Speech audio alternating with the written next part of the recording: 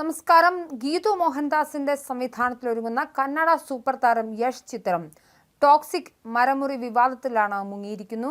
ബംഗളൂരുവിലെ പീനിയയിലുള്ള HMT കോമ്പൗണ്ടിലെ 100 കണക്കിന് വരുന്ന മരങ്ങൾ സിനിമയുടെ ചിത്രീകരണത്തിനായി വെട്ടിമാറ്റിയത് വലിയ പ്രതിഷേധത്തിലേക്ക് നീങ്ങി. ഒന്നും രണ്ടുമല്ല, 100-ലേറെ മരങ്ങളാണ് സിനിമയ്ക്കായി വെട്ടിമാറ്റിയത്.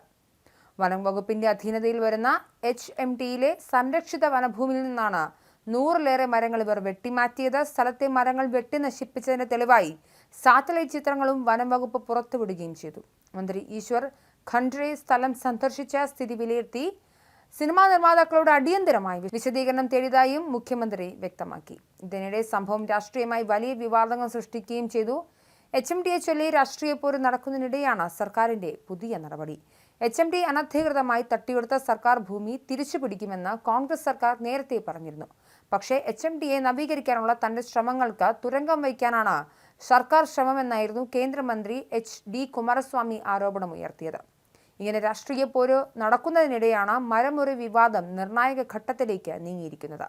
ചിത്രീകരണത്തിന് വനഭൂമിയിൽ നിന്നും മരങ്ങൾ വെട്ടിമാറ്റിയ സംഭവത്തിൽ ഗീതു മോഹൻദാസ് സംവിധാനം ചെയ്യുന്ന യഷ് ചിത്രം ടോക്സിക്കിന്റെ നിർമ്മാതാക്കൾക്കെതിരെ കേസും എടുത്തിട്ടുണ്ട് കർണാടക വനം വകുപ്പ്. നിർമ്മാതാവിന് പുറമെ മറ്റു 2 പേരെയും പ്രതി ചേർത്തിട്ടുമുണ്ട്.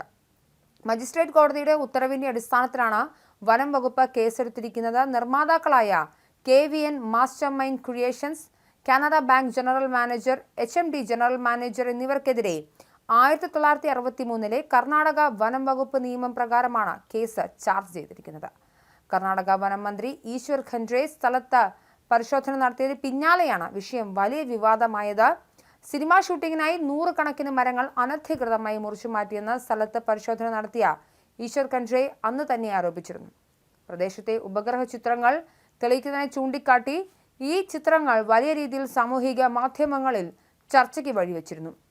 അങ്ങനെ ചിത്രം ടോക്സിക്കിന്റെ ഷൂട്ടിംഗ് കൂടുതൽ പ്രതിരോധത്തിൽ ആവുകയും ചെയ്തു.